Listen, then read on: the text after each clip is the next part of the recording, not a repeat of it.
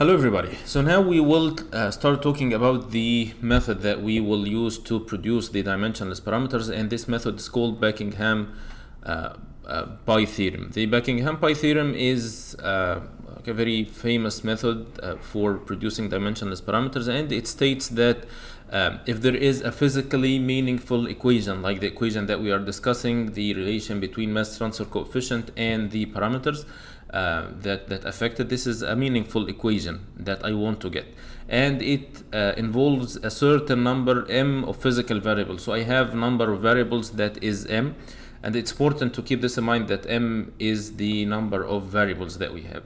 So the theorem states that if I have this equation, then the original equation that I have can be rewritten in form of, or in terms of, dimensionless parameters. The number of parameters that I can use is p. P equals m minus n.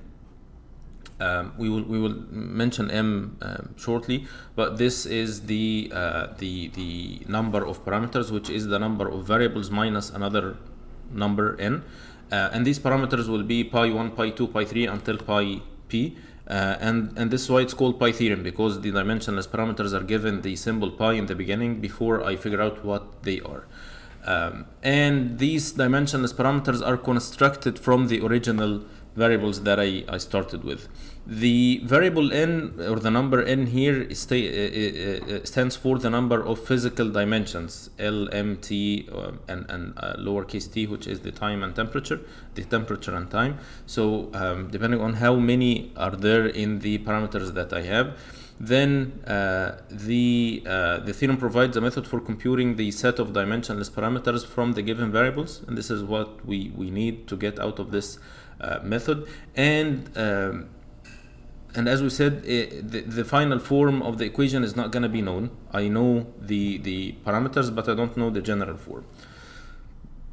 Now let's talk about the method that we follow, or the steps that we follow to get these pi groups. So I'll list the steps here. I believe they're not going to be clear before we go through the actual process, but I believe this is important to list the steps so that you have an idea how we can proceed. So if you don't understand them well from just mentioning them, it's totally fine. So the steps involve first to write down the dimensions of all the variables. So I have how many variables? I have 5, 6, 7, 10, whatever the number of variables we have. So we need to write down the dimensions of all the variables, and then I can know how many dimensions are involved in this system, and then I can say that I will select n of variables, and as we said, n is the number of dimensions. So if I have 3 dimensions, then I will select 3 variables. If I have 4 dimensions, then I'll select 4 variables, and so on. And these n variables, let's say, are a, b, and c. They are called the repeating variables, and the reason we call them the repeating variables is because they are repeated in all the dimensionless groups in the beginning, and this is in the beginning. And to choose the repeating variables, we need to have some criteria. From this criteria is that none of the repeating variables can be dimensionless. So if I have mole fraction, if I have mass fraction, this cannot be one of the dimensionless parameters. The second is that I cannot pick 2 repeating variables that have the same dimension. So I cannot take mass transfer coefficient and velocity as repeating variables, for instance. This is not going to be possible. This is not a right choice. And now I have the dimensionless groups. I have I have the repeating variables, and now I will create the dimensionless groups, the pi groups.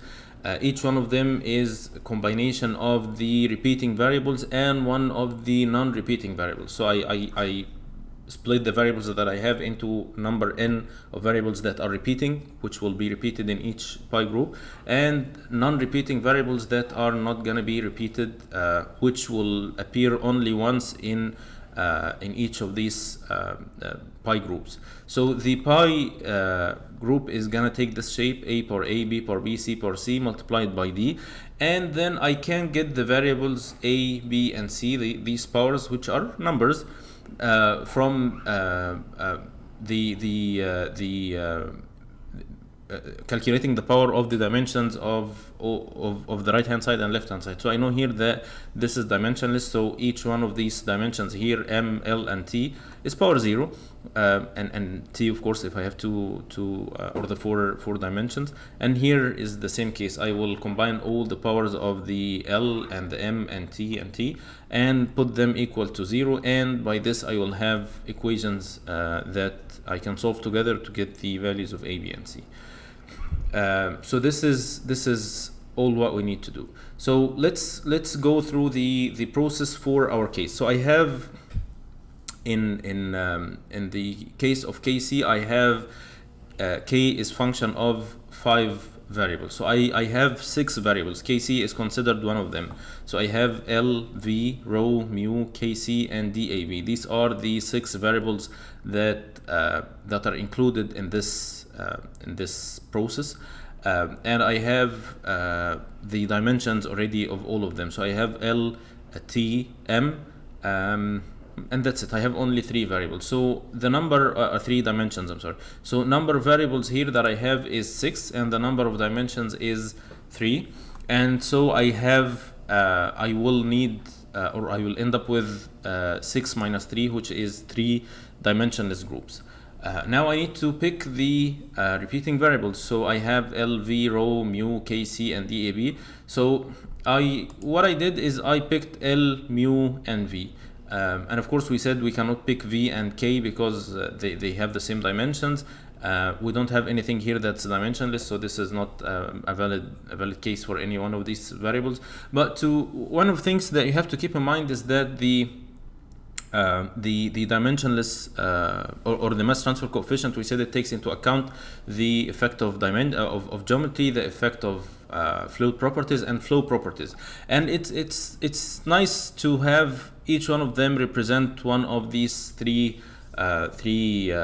things. So I have L represents the geometry, mu represents the fluid properties, and V represents the flow property. You can of course use, instead of mu, you can use D or DAB, or you can use rho, and this is it's totally fine.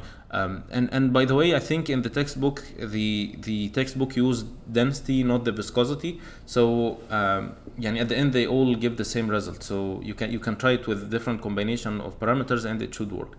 One other thing that is kind of useful and helpful for you to make it easier for you to pick the parameters is to make the parameter of interest, which is KC, which you want to calculate at the end, to make it one of the non-repeating variables. You want it to be the output, so you want it to show up only in one dimensionless group, and this is what you do here. If you put KC here as a non-repeating variable, then it's gonna show up only in one of these dimensionless groups, so it makes more sense to have it as a non-repeating variable.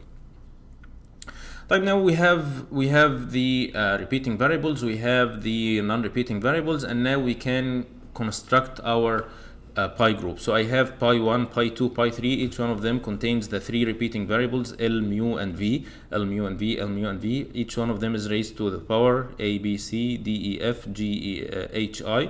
And the non-repeating variables, the D, rho, and K, are included in the each one is included in one of the pi groups.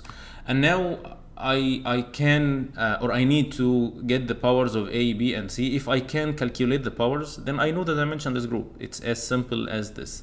So to do this, we will put the each one of them in terms of its dimensions. So for pi 1, I know the dimensions of pi 1 is it's dimensionless, so it has m power 0, L power 0, T power 0. So I put L has the dimensions of L power A, mu is ml minus 1 T minus 1 power B, V equals LT minus 1 power C, and diffusion coefficient is L power 2 T minus 1. So these are all the dimensions of all the parameters that we have. Now we can simply put this equals to A, this equals to B, this equals to C. I'm sorry, combine the powers of L, it's A minus B plus C minus plus 2.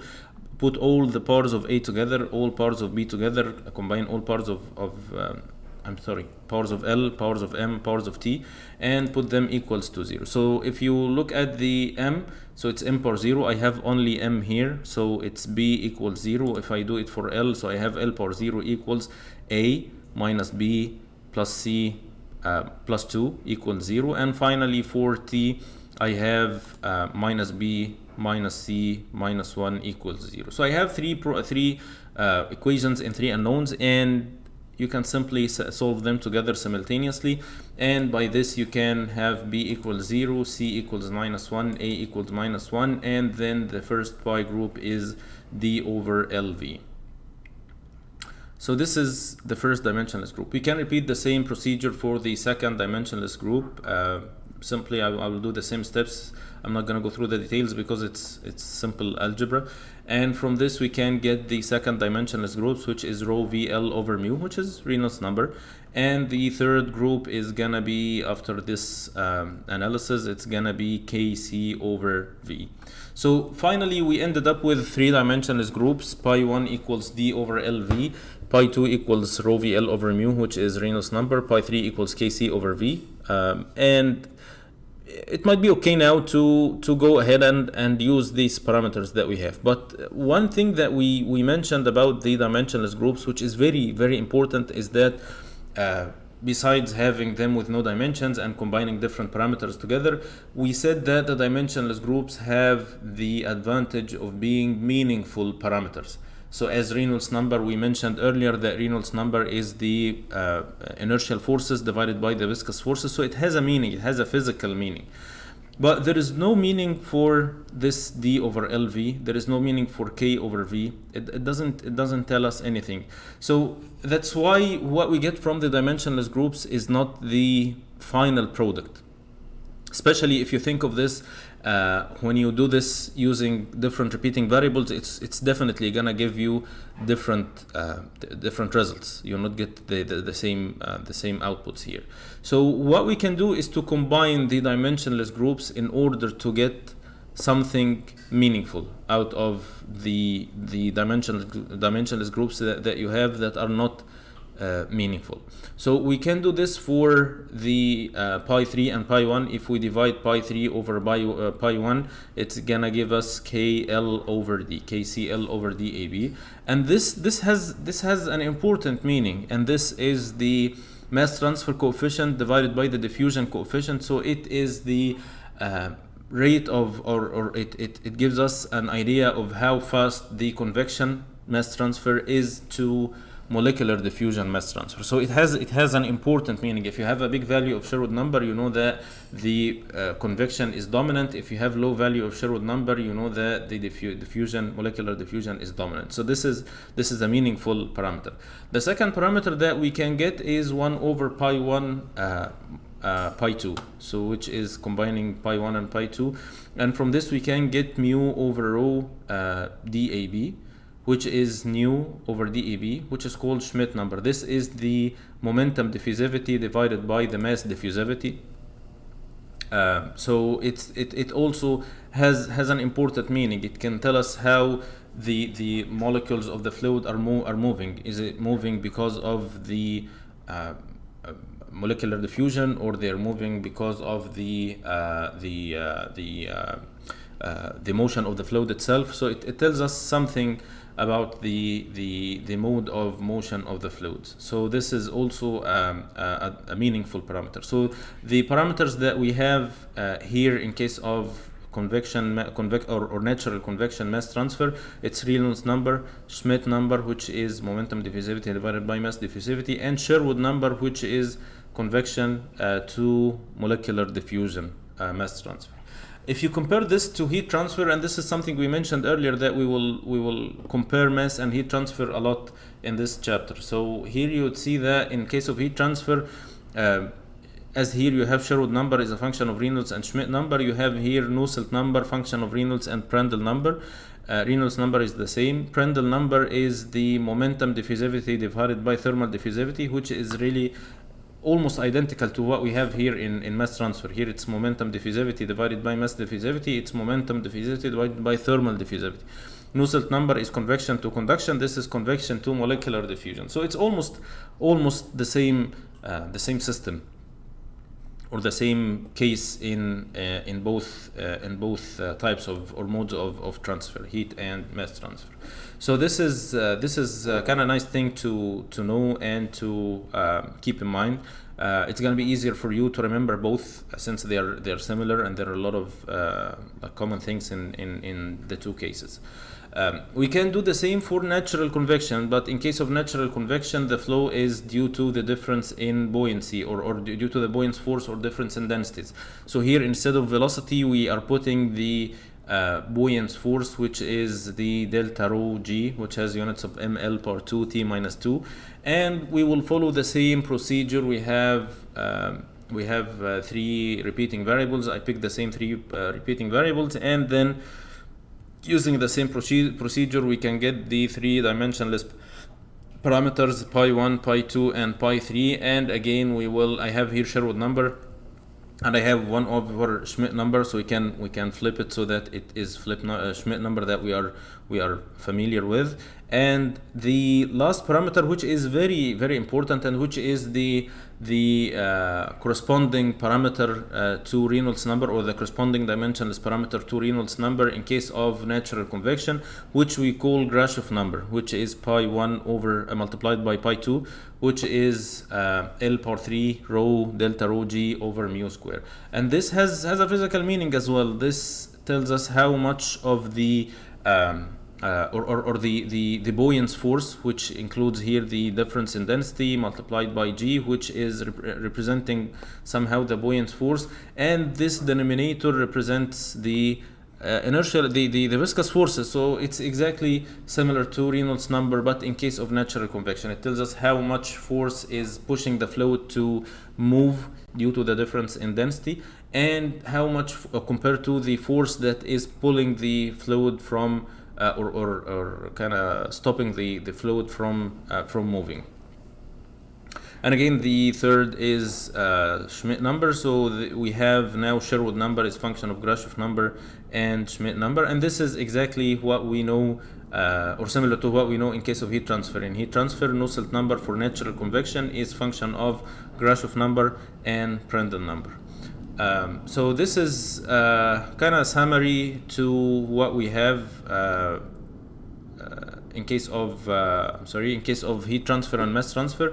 The final form, or the general form of the relation in heat transfer, is Nusselt number equals constant multiplied by Reynolds power b Prandtl power c, and here Sherwood number is a multiplied by Reynolds power b Schmidt power c. So it's almost the same. And as you know from heat transfer and what you expect here in mass transfer, that the values of A, B, and C are gonna depend on the geometry, the degree of turbulence, and I didn't include it here, but it's also function of the phase, which by somehow will affect the turbulence, but the gas or liquid phase affects the mass transfer coefficient or Sherwood number. As we will see later in chapter 28, we will go through a lot of relations for different shapes, for different geometries, for different flow regimes, and for different phases. So this is something that we will see in details. But the main idea here is to keep in mind that this is the general form. Sometimes it's a bit different, but this is the general form of the equation. So this is all for the dimensional analysis. In the next video, we will go through the exact boundary layer analysis, laminar boundary layer analysis, and you'll see how we can use it to get the mass transfer coefficient for flat plates. So I'll see you then, inshallah. Goodbye.